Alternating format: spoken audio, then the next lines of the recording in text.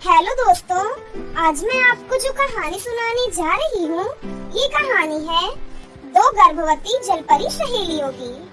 तो चलिए दोस्तों, देखते हैं आज की ये कहानी। एक बार की बात है, हिंद महासागर में दो जलपरी सहेलियाँ रहती थीं। वो दोनों गर्भवती थीं। कुछ ही हफ्तों पहले समुद्र में आए एक तूफान की वजह से उन दोनों के पतियों की मौत हो गई थी। दूसरी तरफ जलपरियों के नियम के अनुसार जब भी कोई जलपरी गर्भवती होती है, तब उनके सर पर एक जादुई हीरा प्रकट हो जाता है। इस वजह से उन दोनों जलपरियों के सर पर एक जादुई हीरा प्रकट हो गया था।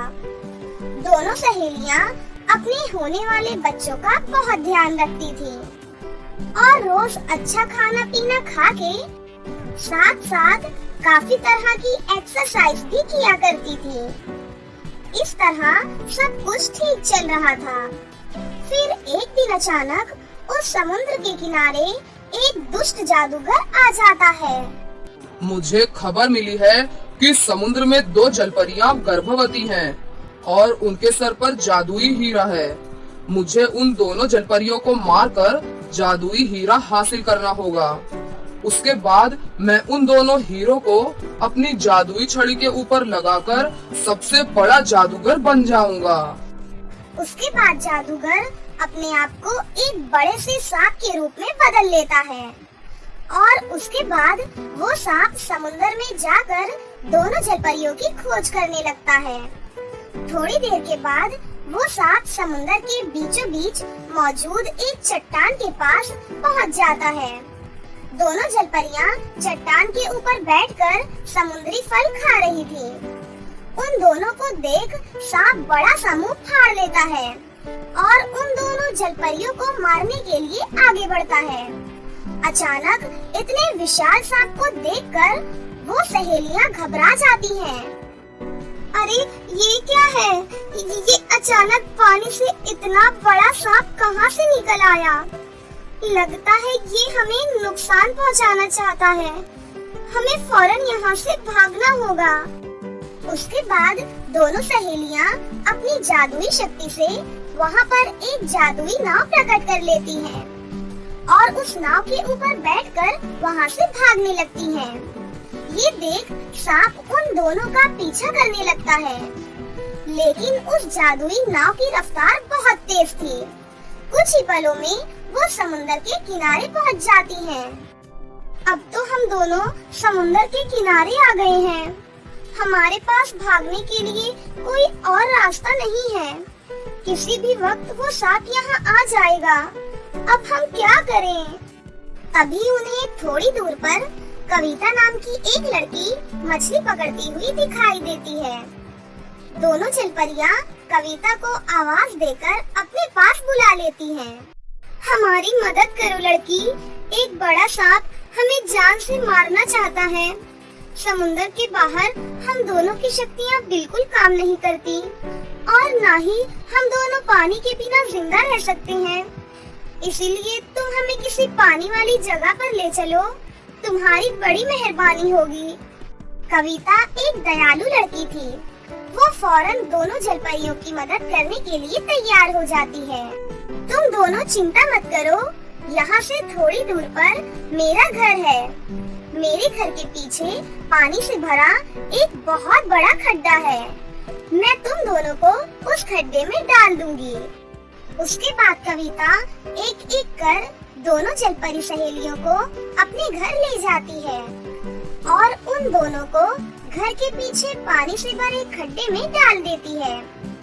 फिर कविता दोनों जलपरियों को छुपाने के लिए वहाँ रस्सियाँ बांध देती है और उन रस्सियों पर अपने कपड़े लटका देती है। अब तुम दोनों को कोई नहीं देख पाएगा। तुम दोनों पूरी तरह सुरक्षित हो। देखो, हम दोनों इस वक्त गर्भवती हैं। हम अपने बच्चों को लेकर कोई खतरा मोल नहीं ले सकते। इसलिए अगर तुम्हें कोई तकलीफ ना हो, तो हमारे बच्चों के जन्म होने तक हम दोनों को यहाँ रहने दो। तुम दोनों बेफिक्र होकर जितने दिन चाहो उतने दिन यहाँ पर रह सकती हो। मुझे तुम दोनों से कोई परेशानी नहीं है। कविता का मीठा स्वभाव देख दोनों जलपरी सहेलियां बहुत खुश हो जाती हैं। उसके बाद वो दोनों कविता को अपने सर पर मौजूद जादुई हीरे देते हुए कहती हैं, जब तक हमारे बच्चों का जन्म नहीं हो जाता तब तक तुम दोनों हीरो को अपने पास संभाल कर रखो। कविता हीरो को अपने घर की अलमारी में छुपा कर रख देती है। फिर रात को कविता ढेर सारा स्वादिष्ट खाना बनाकर दोनों जलपरियों को खिलाती है। कोमल की इतनी खातिरदारी देखकर दोनों सहेलियां बहुत खुश होती हैं। इस तरह कुछ दिन बीत जाते हैं, लेकिन एक दिन अचानक वो विशाल सांप कविता के घर पहुंच जाता है। सांप को देख दोनों जलपरियां घबरा जाती हैं। अरे ये सांप तो यहाँ पर भी आ गया, अब हम क्या करें? लगता है हम दोनों नहीं बचेंगे। तभी वो सांप जादूगर के रूप में बदल जाता है। तुम दोनों के सर पर मौजूद जादुई हीरे कहाँ चले गए? मुझे वो दोनों जादुई हीरे चाहिए। चलो जल्दी से मुझे अपने जादुई हीरे दो, वरना मैं तुम दोनों को जान से मार दूंगा। नहीं नहीं, तुम एक दुष्ट जादूगर हो।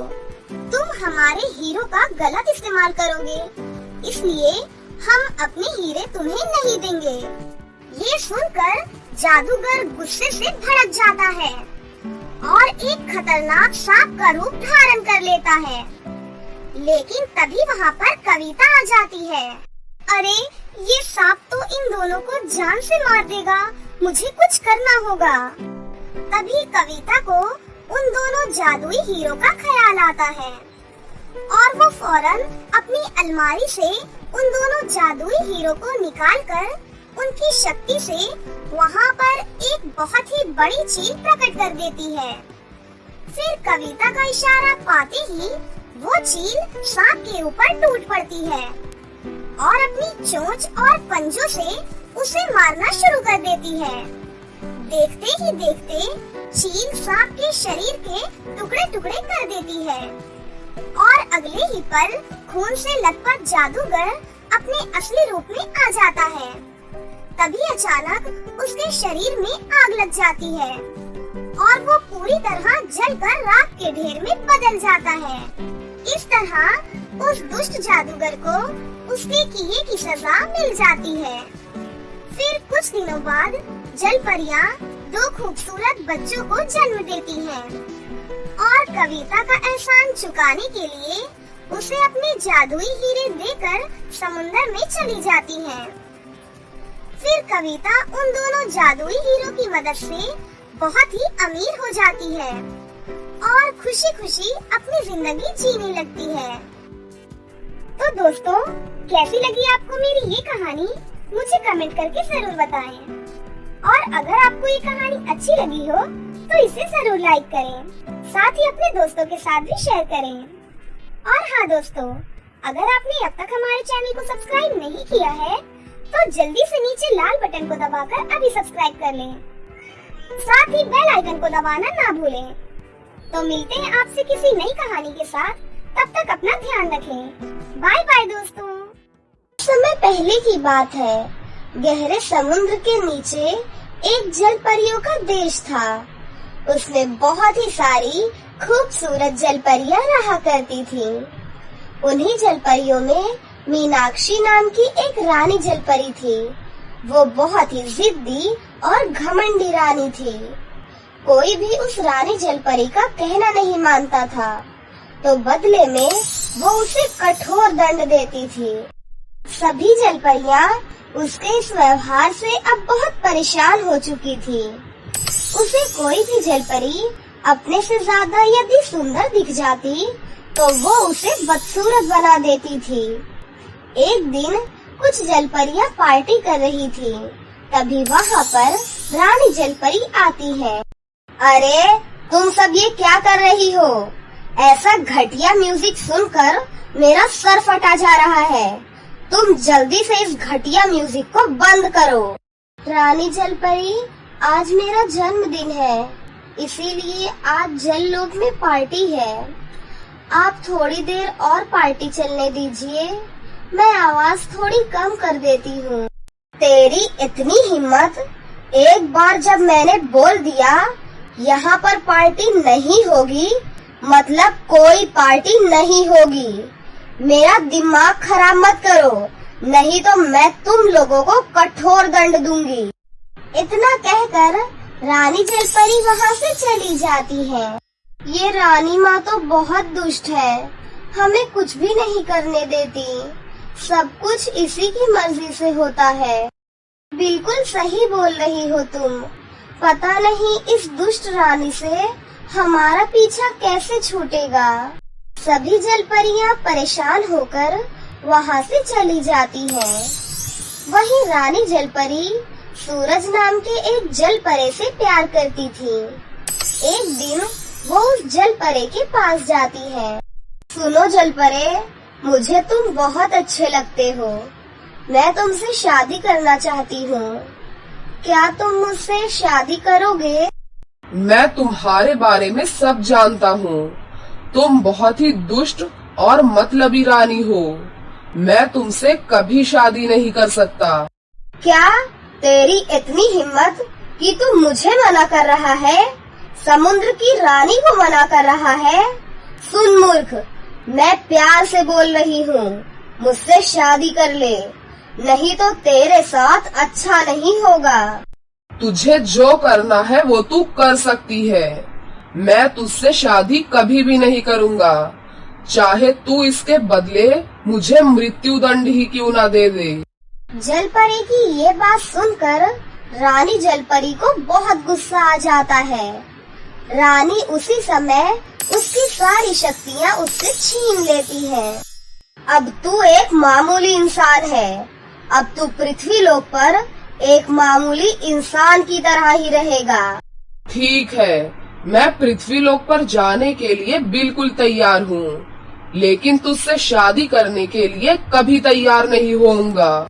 जलपरा खुशी खुशी पृथ्वी लोक पर चला जाता है और एक आम इंसान की तरह रहने लग जाता है। पृथ्वी लोक पर उसकी मुलाकात अलीशा नाम की एक लड़की से होती है। धीरे धीरे उन दोनों में प्यार हो जाता है और एक दिन दोनों शादी कर लेते हैं। इसी तरह खुशी खुशी दिन बीत रहे थे। कुछ दिनों बाद अलीशा और सूरज के जुड़वा लड़का और लड़की होते हैं। वो लड़की का नाम आशना और लड़के का नाम आरव रखते हैं। जैसे जैसे वो बड़े होते हैं, दोनों बच्चे जलपरा और जलपरी बन जाते हैं। वो दोनों भाई बहन ही बहुत ही समझदार और बहुत ही शक्तिशाली थे। एक दिन रानी जलपरी पृथ्वी लोक पर जा रही थी, तभी उसे सूरज अपनी पत्नी के साथ नजर आता है। रानी जलपरी सीधा सूरज के पास जाती है। नालायक आदमी, कौन है ये तेरे साथ? ये मेरी पत्नी है, मैंने इससे शादी की है। सूरज की ये बात सुनकर रानी जलपरी को बहुत गुस्सा आ जाता है। तुझे इस लड़की में ऐसा क्या नजर आया जो तुझे मुझ में नहीं दिखा? मैं इससे कई ज्यादा खूबसूरत हूँ और शक्तिशाली भी हूँ। अगर तू मुझसे शादी कर लेता तो महलों में आराम की जिंदगी जी रहा होता। अभी भी समय है मूर्ख, मुझसे शादी कर ले, मैं तुझे अपने महल वापस ले जाऊंगी। तुझे ये मामूली लड़की लगती होगी, लेकिन मुझे नहीं। तू शक्तिशाली भले ही होगी, लेकिन मेरी पत्नी तुझसे भी ज्यादा समझदार और दयालु है। अरे तू तो एक घमंडी औरत है, तुझसे शादी करना तो दूर, मैं तुझे देखना तक पसंद नहीं करता। सूरज की ये बात सुनकर रानी जलपरी फिर से गुस्सा हो जाती है और सूरज को बंदी बना लेती है। मैंने तुझे पृथ्वी लोक पर भेजकर बहुत बड़ी गलती की है। तू तो यहाँ मजे से जिंदगी जी रहा है। अरे तुझे तो सलाखों के पीछे होना चाहिए था। वो सूरज को लेकर वहाँ से चली जाती है और उसे अपने जेल में डाल देती है। अब तू जिंदगी भर इसी जेल में सड़ेगा। देखती हूँ तेरी बीवी तुझे कैसे बचाती है। फिर उसकी पत्नी अलीशा समुद्र के पास आकर जोर जोर से रोने लग जाती है। तभी वहाँ पर दो जलपरियाँ आती है। अरे क्या हुआ, तुम रो क्यों रही हो? तुम्हारी घमंडी रानी जलपरी ने मेरे पति को बंदी बना लिया है, उन्हें जेल में डाल दिया है। मैं उन्हें बचाने आई हूँ। प्लीज प्लीज मेरे पति को लौटा दो, मैं तुमसे विनती करती हूँ। देखो, हम तुम्हारा दुख दर्द समझ सकते हैं, लेकिन हमारी रानी बहुत ही घमंडी और दुष्ट है। वो किसी की बात नहीं सुनती। अगर उसने तुम्हें यहाँ देख लिया तो वो तुम्हें मार डालेंगी। इसीलिए तुम जल्दी से यहाँ से वापस लौट जाओ और दोबारा यहाँ पर कभी मत आना। जलपरियों की ये बात सुनकर अलीशा वहाँ से चली जाती है। माँ, आप रो क्यों रही हो? अलीशा अपने बच्चों को वो सारी बातें बताती है। माँ, वो तो बहुत ही दुष्ट जलपरी है। वो पिताजी को उठाकर क्यों ले गई है माँ? अचानक से अलीशा बेहोश हो जाती है। दोनों बच्चे अपने जादू से उसे बिस्तर पर लेटा देते हैं।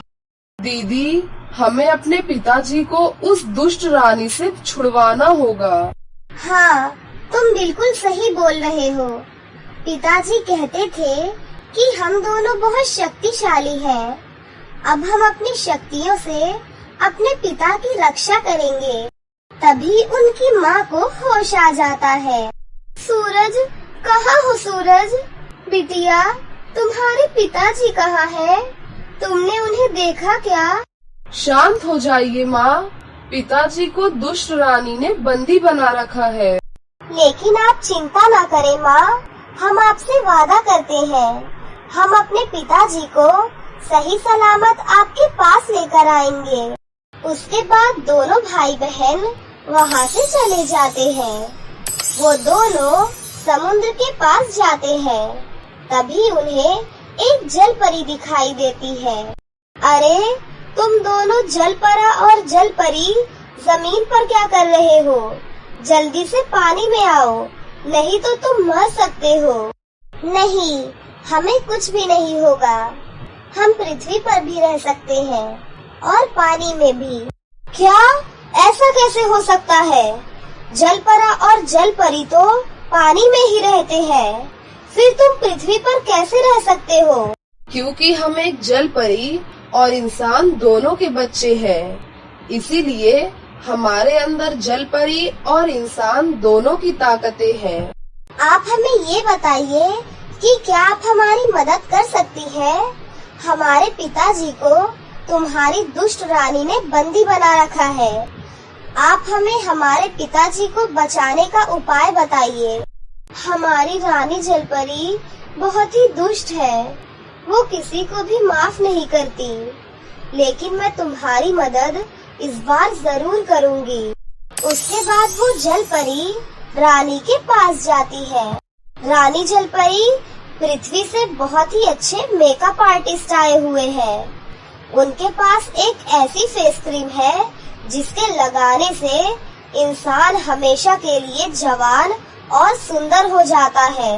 वैसे तो मैं बहुत ही खूबसूरत हूँ, मुझसे सुंदर कोई भी नहीं है यहाँ। लेकिन फिर भी उन लोगों से फेस क्रीम मैं जरूर लूंगी। एक काम करो, उन्हें अंदर लेकर आओ। दोनों भाई बहन रानी जलपरी के पास जाते हैं। तुम दोनों जल्दी से वो फेस क्रीम मुझे दो। अगर मैं सबसे सुंदर नहीं हुई तो तुम दोनों को मैं कारावास में डाल दूंगी। नहीं नहीं रानी जी, हमारी क्रीम बहुत अच्छी है। हमने पहाड़ों से जड़ी बूटियाँ ढूंढ ढूंढ कर इस क्रीम को बनाया है। उसके बाद दोनों भाई बहन रानी जलपरी को वो क्रीम दे देते हैं। रानी जी, मुझे गुलाब जामुन बहुत अच्छे बनाने आते हैं। मैंने अपने हाथों से आपके लिए गुलाब जामुन बनाए हैं। क्या आप कुछ गुलाब जामुन खाना चाहेंगी? गुलाब जामुन का नाम सुनते ही रानी जलपरी के मुंह में पानी आ जाता है। अरे वाह, इसमें पूछने वाली कौन सी बात है, जल्दी से गुलाब जामुन मुझे दे दो। दोनों भाई बहन गुलाब जामुन रानी जलपरी को देते हैं। रानी जलपरी वो गुलाब जामुन खाती है। उसके बाद वो बेहोश हो जाती है। दोनों भाई बहन अपनी शक्तियों से रानी जलपरी को एक जादुई गोले में कैद कर देते हैं। उसके बाद वो सभी जलपरियां वहाँ इकट्ठी हो जाती है और दोनों भाई बहन के लिए तालियां बजाती है। फिर वो दोनों अपने पिता को जेल से आजाद कराते हैं। उसके बाद सभी जलपरियां दोनों भाई बहन को रानी और राजा जलपरी बना देते हैं। उसके बाद सभी जलपरियां समुद्र में खुशी खुशी रहने लगती है।